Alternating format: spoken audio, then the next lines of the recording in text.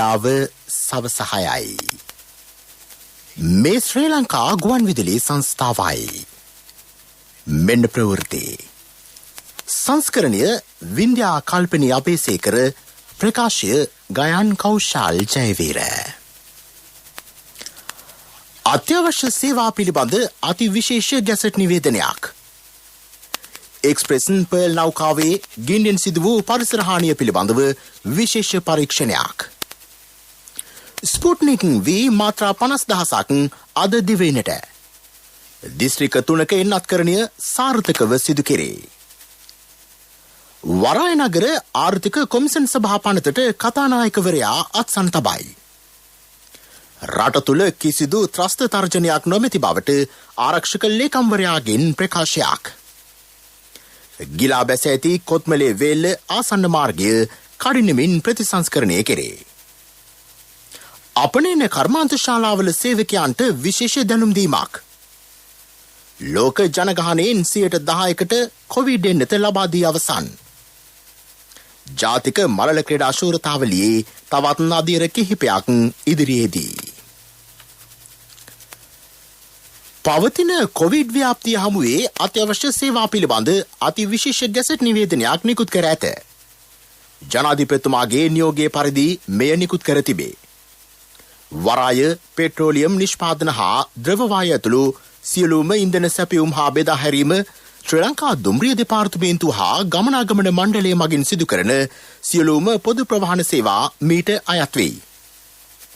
එම සේවා පවත්වාගෙන යාමට අවශ්‍ය නඩත්තු හා ආරක්ෂක මෙහෙයුම් මහ බැංකුව ඇතුළු සියලුම රාජ්‍ය බැංකු හා රක්ෂණ සේවා පළාත් පාලන ආයතන මගින් සිදු කරන කසල කළමනාකරණ සේවාද අත්‍යවශ්‍ය සේවා ගණයට අයත්ය. එමෙන්ම සියලුම දිස්ත්‍රික් ලේකම් කාර්යාල, ප්‍රාදේශීය ලේකම් කාර්යාල, ග්‍රාම නිලධාරී, සමෘද්ධි සංවර්ධන නිලධාරීන්, කෘෂි පර්යේෂණ සහකාර ඇතුළු සියලු දිස්ත්‍රික් හා ප්‍රාදේශීය ලේකම් කාර්යාලයන්හි ශ්‍රේෂ්ඨ මට්ටමේ නිලධාරීන් ඉටු කළ යුතු සියලුම සේවාද අත්‍යවශ්‍ය සේවා ලෙස මෙම ගැසට් නිවේදනයේ සඳහන් කර තිබේ. එක්ස්ප්‍රෙස් පර්ල් නෞකාවේ ගින්න හේතුවෙන් සිදුව ඇති පරිසර හානිය සම්බන්ධයෙන් පොලිසිය විශේෂ පරීක්ෂණයක් ආරම්භ කරයි. ඊට අදාළ භාණ්ඩ සහ ජල සාම්පල වැඩිදුර පරීක්ෂණ සඳහා රජයේ රස පරීක්ෂකවරයා වෙත යොමු කර තිබේ. සමුද්‍රීය පරිසර ආරක්ෂණ අධිකාරිය ඉකුත් 23 වෙනිදා කර තිබූ පැමිණිල්ලකට අදාළව කොළඹ වරාය පොලිසිය මෙම පරීක්ෂණය ක්‍රියාත්මක කරයි. එම අධිකාරිය සිය පැමිණිල්ලෙන් ඉල්ලා ඇත්තේ නෞකාවේ අඩංගු භාණ්ඩ සහ රසායනික ද්‍රව්‍ය මගින් දැඩි පිළිබඳව පරීක්ෂණයක් සිදු කරන ලෙස පොලිස් මාධ්‍ය ප්‍රකාශක නියෝජ්‍ය පොලිස්පති අජිත් රෝහණ මහතා පැවසිය. ප්ලාස්ටික් නිෂ්පාදන අමුද්‍රව්‍ය ජලයට මිශ්‍ර වීමෙන් විශාල පරිසර හානියක් සිදු වෙති බව අමාත්‍ය මහින්ද අමරවීර මහතා ප්‍රකාශ කරයි. මේගමුව සරුක්කුව ප්‍රදේශයේ නිරීක්ෂණ චාරිකාවකට එක්වෙමින් ඔහු මෙම අදහස් පළ කළේය. මේ පිළිබඳ වාර්තාවක් ලබා දෙන ලෙස ඔහු මධ්‍යම පරිසර අධිකාරියට උපදෙස් ලබා දුන්නේය. අපද්‍රව්‍ය රසක් මුහුදට එක්වීම හේතුවෙන් නෞකාව අයත් සමාගමේ සහ අදාළ රක්ෂණ සමාගමෙන් වන්දි ලබා ගැනීමට ක්‍රියා කෙරේ. මධ්‍යම පරිසර අධිකාරිය සහ සමුද්‍රීය පරිසර ආරක්ෂණ අධිකාරියෙක්ව නෞකාවෙන් පරිසරයට එක් වූ අපද්‍රව්‍ය ඉවත් කිරීමේ ඒකාබද්ධ වැඩපිළිවෙලක් ක්‍රියාත්මක කිරීමට නියමිතයි. රුසියාවේ නිෂ්පාදිත ස්පුට්නික් V එන්නතේ මාත්‍රා 50,000ක් අද රාත්‍රියේ මෙරටට ලැබීමට නියමිතය. කුරුණෑගල, මාතර හා ගාල්ල දිස්ත්‍රික්කවල කොවිඩ් එන්නත ලබා දීම අද සිදු කෙරිණ.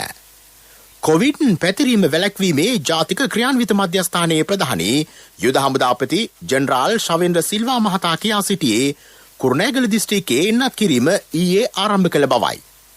එන්නත් ලබා දීම සඳහා යුද හමුදාවේ සහාය හිමි වේ. චීනෙන් ශ්‍රී ලංකාවට පරිත්‍යාගයක් වශයෙන් ලැබුණු සයිනෝෆාම් එන්නත් මාත්‍රා ලක්ෂ 5 ඒ සඳහා යොදා ගැනේ. කුරුණෑගල නගරයේ පදිංචිකරුවන් සඳහා බෞද්ධාලෝක විහාරස්ථානයේදී එන්නත්කරණය සිදු කෙරිණ. එහිදී පොලිසිය, ත්‍රිවිධ හමුදාව, මාධ්‍යවේදීන් සහ පූජ්‍ය පක්ෂයට ප්‍රමුඛ ස්ථානය හිමි විය. මේට අමතරව වෙල්ගොඩ සහ කඩුවාවත්ත ග්‍රාම සේවා වසම්වල පදිංචි පුද්ගලයන් සඳහා හින්දු විද්‍යාලයේදී එන්නත්කරණය ක්‍රියාත්මක වූ බව අප වාර්තාකරුවෝ පැවසූහ. එමෙන්ම ගාල්ල දිස්ත්‍රික්කයේ හබරාදුව, රත්ගම, හික්කඩුව, ඉමදුව, කඩවත් සතර, ඇල්පිටිය, බෝපේ සහ පෝද්දල යන ග්‍රාම සේවා වසම්වල ජනතාවට අද කොවිඩ් එන්නත ලබා දුන් බව දිස්ත්‍රික් ලේකම් ශාන්ත වීරසිංහ මහතා ජාතික ගුවන් විදුලියට පැවසීය. ප්‍රාදේශීය සෞඛ්‍ය වෛද්‍ය නිලධාරී කාර්යාලවල සහාය ඇතිව එය සිදු කෙරිණ. මේ වන විට 14,58,000කට අධික පිරිසකට කොවිඩ් එන්නතේ පළමු මාත්‍රාව ලබා දී ඇත. ඒ දෙවෙනි මාත්‍රාව ලබාගෙන ඇති සංඛ්‍යාව 3,43,000කට අධික බව සෞඛ්‍ය අමාත්‍යාංශය කියයි. එන්නත් කරන වැඩපිළිවෙල අඛණ්ඩව ක්‍රියාත්මක වේ. ඉදිරි මාසයේදී තවත් එන්නත් 20,000ක් ශ්‍රී ලංකාවට ලබා දීමට චීනය එකඟ වී ඇත. මෙරට ජනගහනයෙන් 60%කට කොරෝනා එන්නත් ලබා දීම රජයේ අරමුණයි. දිවෙනටම බලපැවැත්වෙන පරිදි පනවා ඇති සංචරණ සීමා ලබන 31 වෙනිදා తాවකාලිකව ලිහිල් කෙරේ. ජාතික ගුවන් විදුලිය කළ විමසීමකදී පොලිස් මාධ්‍ය ප්‍රකාශක නියෝජ්‍ය පොලිස්පති අජිත් රෝහණ මහතා ප්‍රකාශ කළේ මෙම කාල සීමාව තුළ ජනතාව ඉතා වගකීම් සහගතව ක්‍රියා කළ යුතු බවයි. නැවත සංචාරන සීමා ලිහිල් වෙන්නේ 31 වෙනිදා. ඊට පස්සේ 4 වෙනිදා. මේ 7 වෙනිදා දක්වා පැවැත්වෙනවා. පොදු ප්‍රවාහන සේවා ක්‍රියාත්මක වෙන්නේ නැහැ. කුලී රථ ක්‍රියාත්මක වෙන්නේ නැහැ. කඩසාප්පු ඇරලා තියන්න බෑ. නිවසටම වෙලා ඉන්න අවශ්‍යයි. එකම එක අවස්ථාවකදී පමණයි පිටතට එන්න පුළුවන්. මේ තමුන්ට යම් අවස්ථාවකදී රෝගයක් තියෙනවා නම් රෝහලට ඇතුළත් වෙන්න. එහෙමත් නැත්නම් යම් එන්නතක් ලබා ගැනීම සඳහා ළඟම තියෙන පාමරිය ගමන් කරන්න පුළුවන්. මේ අවස්ථාවවලදී ඇරෙන්නේ කිසිවෙකුට නිවසින් පිටවීමට හැකියාවක් ලැබෙන්නේ නැහැ. අපේ අරමුණ නිරන්තරයෙන්ම මේ රෝගය පාලනය කර ගැනීමට කොවිඩ් පැතිරීම වැළැක්වීමට අවශ්‍ය පියවර ගැනීම. අද උදැසන වන විට කොවිඩ් ආසාදිතයන් 2377 දෙනෙකු වාර්තා වී තිබේ. ඉන් 50 දෙනෙකු විදේශගතව සිට මෙරටට පැමිණි අයයි. ඉතිරි පුද්ගලයන් 2325 දෙනා දේශීයව හඳුනාගත් ආසාදිතයන් බව කොවිඩ් පැතිරීම වැළැක්වීමේ ජාතික මධ්‍යස්ථානය මගින් නිකුත් කළ නිවේදනයේ දැක්වේ. ආසාදිතයන් වැඩි ප්‍රමාණයක් වාර්තා වන්නේ කොළඹ දිස්ත්‍රික්කයේනි. එම සංඛ්‍යාව 573කි. ගම්පහ දිස්ත්‍රික්කයෙන් ආසාදිතයන් 530 දෙනෙකුද, මහනුවර දිස්ත්‍රික්කයෙන් ආසාදිතයන් 257 දෙනෙකුද වාර්තා වෙන බව යුද හමුදාපති ජෙනරාල් ශවෙන්ද්‍ර සිල්වා මහතා ජාතික ගුවන් විදුලියට පැවසීය. මේ දක්වා වාර්තා වන සමස්ත කොවිඩ් ආසාදිත මරණ සංඛ්‍යාව 1298කි. කොළඹ වරාය නගර ආර්ථික කොමිසන් සභාව ස්ථාපනය කිරීමේ පනත් කෙටුම්පතට කතානායක මහින්දයාපා අබේවර්ධන මහතා අත්සන් තබයි. නිවේදනයක් නිකුත් කරමින් කතානායක කාර්යාලය සඳහන් කළේ කොළඹ වරාය නගර ආර්ථික කොමිසන් සභාව ස්ථාපනය කිරීමේ පනත අද සිට බලාත්මක වෙන බවයි. ආරක්ෂක අමාත්‍යාංශයේ සිදු කළ විශ්ලේෂණයන්ට අනුව ත්‍රස්තවාදී තර්ජන හෝ ඊට සම්බන්ධ ක්‍රියාකාරකම් පිළිබඳව කිසිදු තොරතුරක් මේ වන තෙක් වාර්තා වී නොමැති බව ආරක්ෂක ලේකම් ජෙනරාල් කමල් ගුණරත්න මහතා පවසයි. නිවේදනයක් නිකුත් කරමින් ඔහු කියා සිටියේ ජාතික ආරක්ෂාව පිළිබඳව ජනතාවට අනිසිබියක් ඇති කරගත යුතු නැති බවයි. එක්සත් ජනපදයේ මගින් ශ්‍රී ලංකාවට නිකුත් කරන ලද සංචරණ සීමා එරට රාජ්‍ය දෙපාර්තමේන්තුව මගින් සඳහන් කරන ලද 4 වන මට්ටමේ සංචරණ සීමාවකි. එහිදී ත්‍රස්තවාදී තර්ජන සම්බන්ධයෙන් කරුණු ඇතුළත් වීම 4 වන මට්ටමේ සංචරණ සීමාවකදී සාමාන්‍යයෙන් සිදු කෙරෙන්නකි. 3 වන මට්ටමේ සිට 9 වන මට්ටම දක්වා සංචරණ සීමා ගෙන යාම සිදු කර ඇත්තේ හුදෙක්ම රටේ පවතින කොවිඩ් වසංගත තත්ත්වය සැලකිල්ලට ගනිමිනි. කොළඹ පිහිටි එක්සත් ජනපද තානාපති කාර්යාලය ට්වීට් පණිවිඩයක් නිකුත් කරමින් සඳහන් කර ඇත්තේ එහි ත්‍රස්තවාදී තර්ජන මට්ටමේ කිසිදු වෙනසක් සිදු වී නොමැති බවයි. එබැවින් රට තුළ ත්‍රස්ත ක්‍රියා සිදුවිය හැකි බවට පැතිර යන ප්‍රචාර අසත්‍ය බව ආරක්ෂක ලේකම්වරයා අවධාරණය කරයි. මේ ප්‍රවෘත්ති ශ්‍රී ලංකා ගුවන් විදුලි සංස්ථාවෙන්.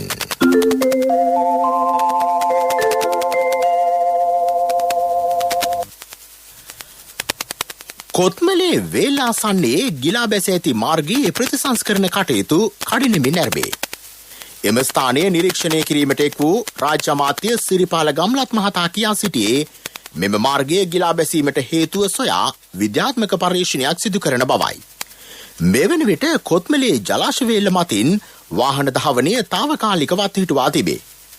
මාර්ගයේ ගිලා බැසීම හේතුවෙන් ජලාශයේ වේලට කිසිදු හානියක් හෝ බලපෑමක් සිදු වී නැතැයි මහවැලි ප්‍රධාන ජලාශ හා වේලි නඩත්තු කටයුතු භාර අධ්‍යක්ෂ රෝහණ අරුක්පොළ මහතා පැවසිය.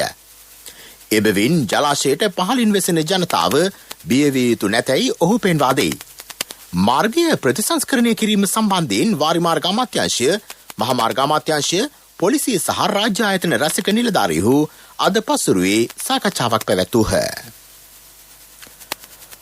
පවතින දැඩි සංචරණ සීමා තුළ නිෂ්පාදන හා අපනයන කර්මාන්ත ශාලාවල රැකියා සඳහා පැමිණීමට ලබා දී ඇති අවසරය අවභාවිත නොකරන්නයි ශ්‍රී ලංකා ආයෝජන මණ්ඩලය නිවේදනය කරයි.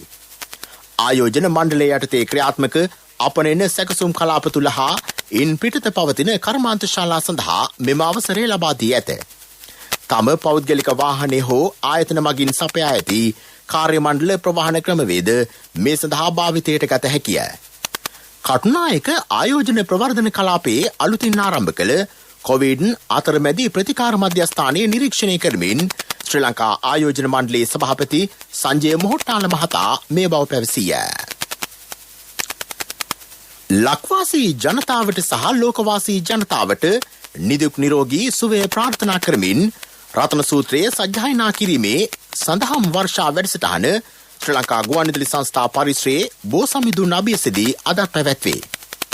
එය පසුරු 4ට ආරම්භ විය. රතන සූත්‍රයේ සජ්ජායනා කරමින් වැඩ සිටින මහා සංඝරත්නයේ රැගත් විශේෂ රථය කොළඹ නගරයේ සංචාරය කරයි. කොළඹ නගරයේ මහල් නිවාසවල සිටින ජනතාවට මෙන්ම නිවසේ සිට ආගමික වතාවත්වල නිරත ජනතාවටද පිරිත් සජ්ජායනාවට සවන් දීමේ අවස්ථාව මෙමකින් උදාවේ. ජාතික ගුවන්විදුලියේ සභාපති ජයම්පති බණ්ඩාර හීන්කෙන්ද මහතාගේ සහ අධ්‍යක්ෂ ජෙනරාල් චන්ද්‍රපාල ලියනගේ මහතාගේ උපදෙස් පරිදි එය සිදු කෙරේ. මේ සඳහා අනුග්‍රාහක අදායකත්වය ලබා දෙන්නේ ජාතික ලොතරැයි මණ්ඩලයයි. මෙරට තරුණ තරුණියන් ජාත්‍යන්තර තලයට යොමු කිරීම සඳහා විශේෂ වැඩපිළිවෙලක් ක්‍රියාත්මක කෙරේ. නිවේදනයක් නිකුත් කරමින් ජාතික තරුණ සේවා සභාව ප්‍රකාශ කළේ ජාත්‍යන්තරයේ පිළිගත් සම්බන්ධතා ශක්තිමත් කිරීම මෙහි අරමුණ බවයි. ක්‍රීඩා අමාත්‍ය නාමල් රාජපක්ෂ මහතාගේ උපදෙස් පරිදි මෙම වැඩපිළිවෙල ක්‍රියාත්මක කෙරේ. ඉදිරියේදී වෘත්තීය පුහුණු ක්‍රමවේදවල වෙනස්කම් මෙන්ම ජාත්‍යන්තර මට්ටමේ පාඨමාලා ආරම්භ කිරීම කෙරෙහි අවධානය යොමු කරන බව තරුණ සේවා සභාවේ සභාපති දමිත වික්‍රමසිංහ මහතා පවසයි. මේ අතර යෞවන සමාජ ව්‍යාපාරය ශක්තිමත් කිරීමටද ඉදිරියේදී සැලසුම් සකස් කරන බව ඒ මහතා පැවසීය. කොවිඩ් ව්‍යාප්තිය හේතුවෙන් පාසල් වසා දමා තිබුණද පාසල් සිසුන්ගේ අධ්‍යාපන කටයුතු අඛණ්ඩව සිදු කිරීමේ වැඩපිළිවෙලක් ක්‍රියාත්මක කෙරේ. ජාතික ගුවන්විදුලියට අදහස් දක්වමින් අධ්‍යාපන අමාත්‍යාංශයේ ලේකම් මහාචාර්ය කපිල පෙරේරා මහතා ප්‍රකාශ කළේ අන්තර්ජාල තාක්ෂණය සහ විද්‍යුත් මාධ්‍ය මේ සඳහා යොදා ගන්නා බවයි. කොවිඩ් ව්‍යාප්තිය හමුවේ සිසුන්ගේ අධ්‍යාපන කටයුතු අඩාල වීමට නොදී පවත්වාගෙන යාම මෙහි අරමුණයි. මේ සම්බන්ධයෙන් අදහස් දක්වන අධ්‍යාපන අමාත්‍යාංශයේ ලේකම් මහාචාර්ය කපිල පෙරේරා මහතා අපි දැනට ඊතක්සලාව කියන එකේ වෙබ් අඩවිය තියෙනවනේ අධ්‍යාපන අමාත්‍යාංශයේකට ඉංග්‍රීසියෙන් කියන වයිට් ලිස්ට් කරලා කියලා තියෙනවා. ඒ වගේම ඒ වයිට් ලිස්ට් කරාට පස්සේ ඒ අධ්‍යාපන අමාත්‍යාංශයේ වෙබ් අඩවිය හරහා අපි 65000ක් විතර පාඩම් දාලා තියෙනවා. මේක කල්ලිනම් කරන එකක් නේ. එනිසා ඒකේ සංඥා තියෙනවා නම් දත්තවලට මුදල් යන්නේ නැහැ. පාඩම් 65000ක් විතර තියෙනවා. ඒක අධ්‍යාපන අමාත්‍යාංශයේ අධ්‍යාපන ගුණාත්මක සංවර්ධන ශාඛාව හරහා ඒක කරන එකක්. ඒක පාඩම් තියෙනවා. මම ඉස්සෙල්ලා කිව්වා වගේ ඒ පිළිබඳ නියම කාලසටහනක් තියෙනවා. හැබැයි ඒවර නැවත බලන්න පුළුවන් ළමයින්ට ඕන වෙලාවක. මේ ගැටලු තියෙන්නේ එක ගෙදරක ළමයි 3 දෙනෙක් හිටියොත් ශ්‍රේණි 3ක හිටියොත් වෙන එකපාරට කරන්න බෑ. ඒ නිසා ඒක ගොඩක් ප්‍රයෝජනවත්. මේ වසරේ අධ්‍යයන පොදු සහතික පත්‍ර උසස් පෙළ විභාගයට පෙනී සිටි සිසුන් 1,85,000ක් විශ්වවිද්‍යාල ප්‍රවේශය සඳහා සුදුසුකම් ලබා ඇත. ඉන් සිසුන් 41,755 දෙනෙකු විශ්වවිද්‍යාලය සඳහා බඳවා ගැනීමට නියමිතය. විශ්වවිද්‍යාල ප්‍රවේශය සඳහා අයදුම්පත් බාර ගැනීම මේ වන විට සිදු කෙරේ.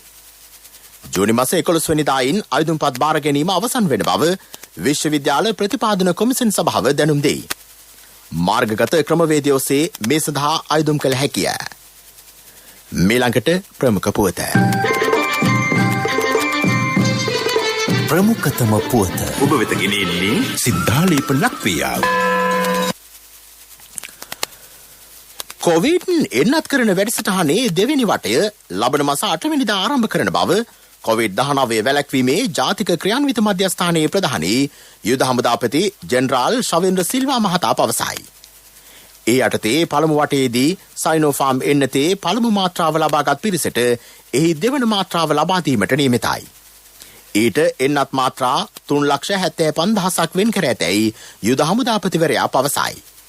චීන රජයෙන් පරිත්‍යාගයක් ලෙස දෙවන වරට ලැබුණු සයිනෝෆාම් එන්නත් 5,00,000න් එම එන්නත් වෙන් කර තිබේ. ඉතිරි මාත්‍රා 1,25,000 සෞඛ්‍යාංශයේ ප්‍රමුඛතා පදනමෙන් තෝරාගත් ගාල්ල මාතර සහ කුරුණෑගල යන දිස්ත්‍රික්කවල පුද්ගලයන්ට ලබා දෙයි. චීනයෙන් ඇනවුම් කළ කොවිඩ් සයිනෝෆාම් එන්නත් මාත්‍රා 30,000ක් ශ්‍රී ලංකාවට ලැබීමට නියමිතයි. මේ සම්බන්ධයෙන් අදහස් දක්වන රාජ්‍ය ඖෂධ නීතිගත සංස්ථාවේ සභාපති විශේෂඥ වෛද්‍ය ප්‍රසන්න ගුණසේන මහතා සයිනෝෆාම් එන්නත 5,00,000 හම්බුනහම ජූනි 8 වෙනිදා ඉඳලා අපිට දෙවෙනි මාත්‍රාව ලබා දීමේ අවශ්‍යතාවය තියෙනවා. වසංගත රෝග විශේෂඥාංශය ඒ දෙවෙනි මාත්‍රාව ලබා දීමට අවශ්‍ය ප්‍රමාණය ඉතුරු කරගෙන වැඩිපුර තියෙන ප්‍රමාණය තමයි අද ගාල්ලේ කුරුණෑගල සහ වෙනත් ස්ථානවල ලබා දීමට කටයුතු කරන්නේ. අපිට අද හෝ හෙට වෙනකොට චීන සයිනෝෆාම් ආයතනය මගින් ඊළඟ මාත්‍රා එයයි කියලා තියෙනවා මිලියන 2ක් හෝ 3ක ප්‍රමාණයක් ලබා දෙන්න කටයුතු කරනවා කියලා. ඒ සම්බන්ධයෙන් හරියටම එන දිනය අපිට දැනුම් දුන්නොත් ඒක ඉක්මනින් ලැබෙනවා නම් අපිට මේ අර මාත්‍රා 8 වෙනිදා වෙනකල් ඉතුරු කරගෙන මේ අවශ්‍යතාවයක් එන්නේ නැහැ. ඒතකොට සියලුම තියෙන 5,00,000ම අපිට පාවිච්චි කරන්න පුළුවන්. යම් විදිහකින් ඒක ප්‍රමාද වෙනවා නම් එතකොට අපිට ඉතුරු කරගත්ත මාත්‍රා ටිකෙන් දෙවෙනි මාත්‍රාව දෙන අතරේ ඒ අලුතෙන් එන එන්නත් ලබා දීම සඳහා කටයුතු කරන්න පුළුවන්. ප්‍රමුඛතම පුවත ඔබ වෙත ගෙන ආවේ සිද්ධාලේප ලක්වියාව. සත්‍ය හඬ අවධානය පිණිසයි. ජූනි 14 වෙනිදාට යෙදෙන ලෝක රුධිර පරිත්‍යාගශීලීන්ගේ දින නිමිත්තෙන් ලේදන් දීමේ වැඩසටහනක් ආරම්භේ. ජාතික තරුණ සේවා සභාවේ මූලිකත්වයෙන් ජාතික ලේ බැංකුව හා එක්ව සමාජ මාධ්‍ය සංසදය මගින් මෙය ක්‍රියාත්මක කරයි. ඒ අනුව ලේදන් දීම සඳහා ලියාපදිංචි වීමේ විශේෂ මෘදුකාංගයක් නිර්මාණය කර ඇත. වයස්භේදයකින් තොරව රුධිර පාරවිලීනය සඳහා සුදුසුකම් ඇති ඕනෑම පුද්ගලයෙකුට මෙහි ලියාපදිංචි විය හැකිය. ලියාපදිංචි කිරීම ලබන සඳුදා අවසන් වෙයි. ප්‍රාදේශීය ලේකම් කොට්ටාශ මට්ටමින් රුධිර පරිත්‍යාග කඳවුරු ස්ථාපිත කෙරේ. සංචරණ සීමා පනවා ඇති කාලය තුළ රුධිරය පරිත්‍යාග කිරීමට පැමිණීමට නීතිමය අවසරපතක් ලබා දෙයි. www.youth.nbts.health.lk වෙබ් අඩවියට පිවිසීමෙන් ලියාපදිංචි විය හැකිය. ලෝක ප්‍රවෘත්ති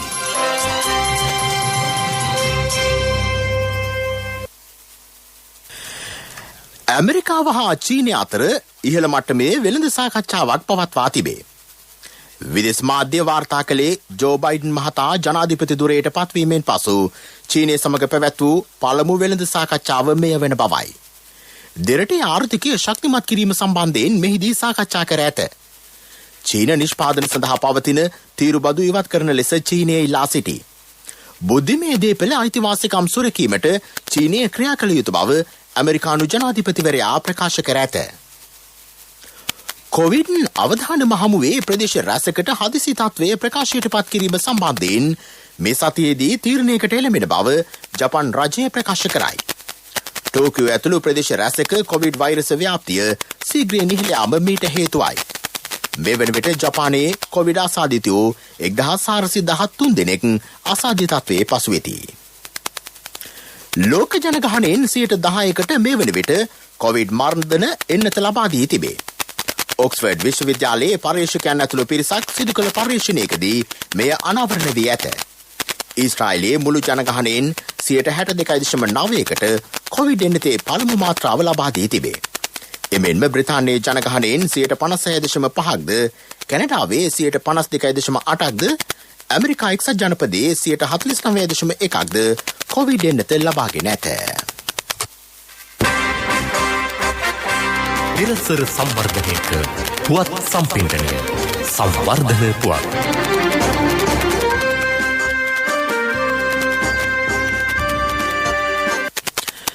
අවිස්සාවෙල්ල කොස්ගම ප්‍රාදේශීය රෝහලේ කොවිඩ් ප්‍රතිකාර මධ්‍යස්ථානයේ සඳහා දැඩි සත්කාර ඇඳන් ඇතුළු වෛද්‍ය උපකරණ රැසක් ලබා දීම අමාත්‍ය උදය ගම්මන්පිල මහතාගේ ප්‍රධානත්වයෙන් සිදු කෙරින. පෞද්ගලික ආයතනයක සහය ඇතිව පරිත්‍යාග කළ මෙම සෞඛ්‍ය උපකරණ තොගේ වටිනාකම රුපියල් ලක්ෂ 15 ඉක්මවයි. ක්‍රීඩා පුවත් ඔබ වෙත ගෙන එන්නේ අක්කේ මල් ටිකක් කඩා ගන්නද? හා කඩා ගන්න. ගහමේ තිබ්බට මල් කාටවත් අයිතිනේ. අපේ මිනිස්සු හැමදාම අනුන් ගැන හිතලා තියෙනවා නේද? අපි මංචි සුපර් ක්‍රීම් පැක ගන්නෙ අපිටම විතරක් නෙවෙයි. ජාතික මලල ක්‍රීඩා ශූරතාවලියට අදාළ තවත් තරඟ කිහිපයක් අධීර වශයෙන් ඉදිරියේදී පැවැත්වීමට කටයුතු කරන බව ශ්‍රී ලංකා මලල ක්‍රීඩා සංගමය පවසයි. පවතින කොවිඩ් ව්‍යාප්තිය හේතුවෙන් ජාතික මලල ක්‍රීඩා ශූරතාවලිය පැවැත්වීමට හැකියාව ලැබුණේ එක් අධීරක් පමණි. ටෝකියෝ ඔලිම්පික් තරඟාවලියට පෙර මෙරට මලල ක්‍රීඩකයන්ට ඔලිම්පික් ක්‍රීඩා උළෙලට සුදුසුකම් ලැබීම සඳහා මෙරට පැවැත්වෙන අවසන් මලල ක්‍රීඩා තරඟාවලිය ජාතික ශූරතාවලියයි. මේ දක්වා ඔලිම්පික් ක්‍රීඩාවලිය සඳහා මෙරට නියෝජනය කරමින් මලල ක්‍රීඩා ඉසව් තරඟ වැදීම සඳහා සුදුසුකම් ලබා සිටින්නේ නිලානි රත්නායක ක්‍රීඩිකාව පමණි.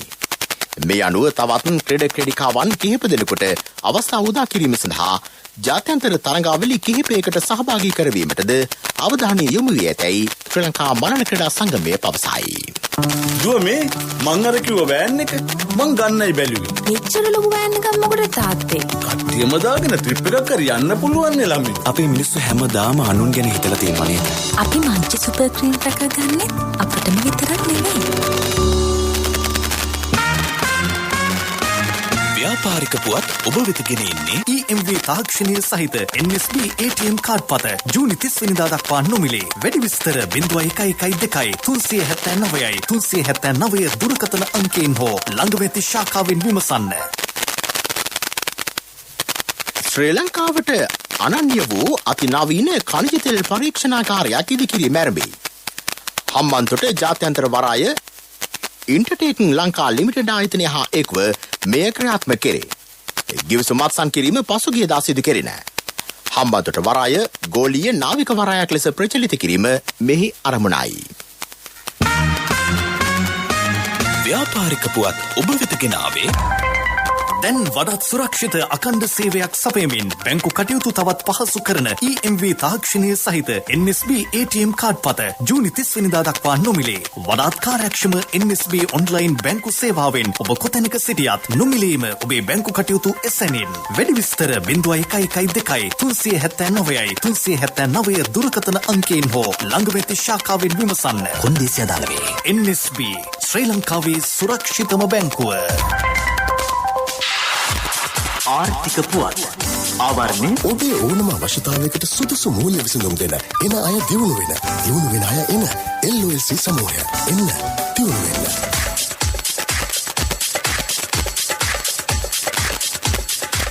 ලබන මාස පළමුවෙනිදාට අදාළව රුපියල් මිලියන 25,000ක භාණ්ඩාගාර බැඳුම් කර නිකුතුවක් සිදු කෙරේ. මෙහිදී 2023 වසරේ නොවැම්බර් මාසයට කල්පිරෙන රුපියල් මිලියන 15,000ක් 6.3ක වාර්ෂික පොලියක් යටතේත් රුපියල් මිලියන 10,000ක් 9%ක පොලියක් යටතේත් නිකුත් කෙරේ. මුදල් ගෙවීම ජූනි මාස 3 වෙනිදා වන විට සිදු කළ යුතුය. මේ සඳහා මහ බැංකුව ප්‍රාථමික අලෙවිකරුවන්ගෙන් ලන්සු කැඳවා ඇත. යුතුකම් වගකීම් එක්ක සල්ලි ඉතුරු කරන්න ලේසි නෑ. ඔබේ ස්ථාවර තැන්පතෝට ආකර්ශනීය පොලියක් හා ආරක්ෂාවක් දෙන්න අපි පොරොන්දු වෙන්නේ ඒකයි. LOLC Finance ස්ථාවර තැන්පතු ඉතිරිය උතුරන්න. 2001 දෙසැම්බර් 13 වෙනිදා නීතිගත කරන ලද LOLC Finance PLC ICRA Lanka limited වෙතින් SLA ස්ථාවර ශ්‍රේණිය ලබා ඇත. 2011 අංක 42 දරන මුදල් ව්‍යාපාර පනත යටතේ ශ්‍රී ලංකා මහ බැංකුවේ මුදල් මණ්ඩලය වෙතින් බලපත්‍රලාභී මුදල් සමාගමකි.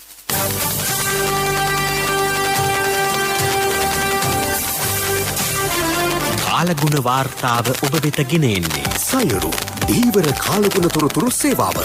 ඔබගේ ප්‍රදේශයට අදාළ කාලගුණ තොරතුරු නොමිලේ එසැනින් ඔබේ ඩයලොග් දුරකථනයට 828 අමතා ලියාපදිංචි වන්න. දීවර හා ජලජ සම්පත් දෙපාර්තමේන්තුව සහ කාලගුණ විද්‍යා දෙපාර්තමේන්තුවේ ඉදිරිපත් කිරීමකි. සයුරු සමග සුවැනීම.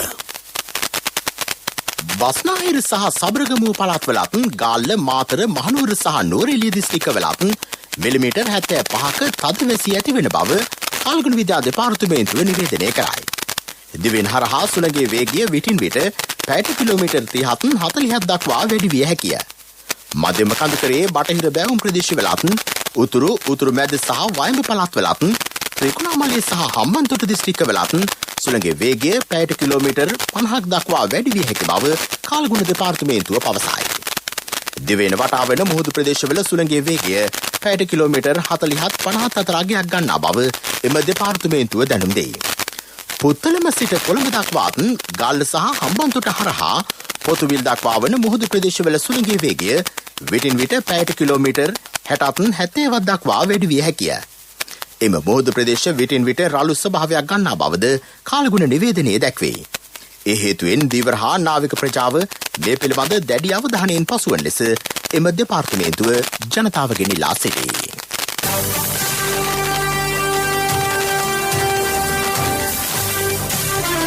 කාලගුණ වාර්තාව ඔබ වෙත ගෙන ආවේ සයුරු දීවර කාලගුණ තොරතුරු සේවාව.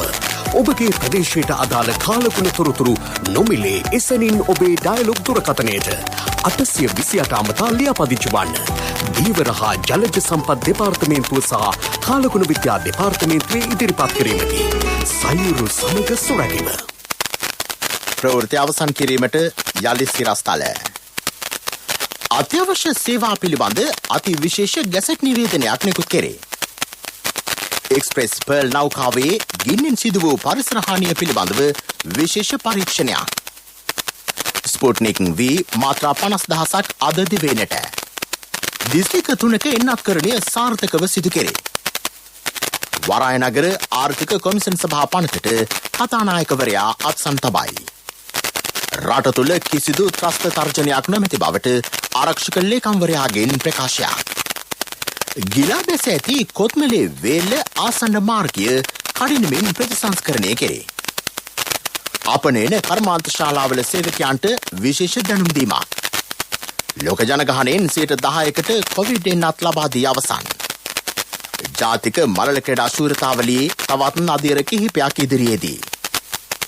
අපගේ මෙම ප්‍රවෘත්ති ප්‍රකාශයට www.slbc.lk වෙබ් අඩවිය ඔස්සේද සවන් දිය හැකිය. ප්‍රවෘත්ති ඉන් සමාප්තයි. ඊළඟ ප්‍රධාන ප්‍රවෘත්ති ප්‍රකාශය රාත්‍රී 9ට බලාපොරොත්තු වන්න.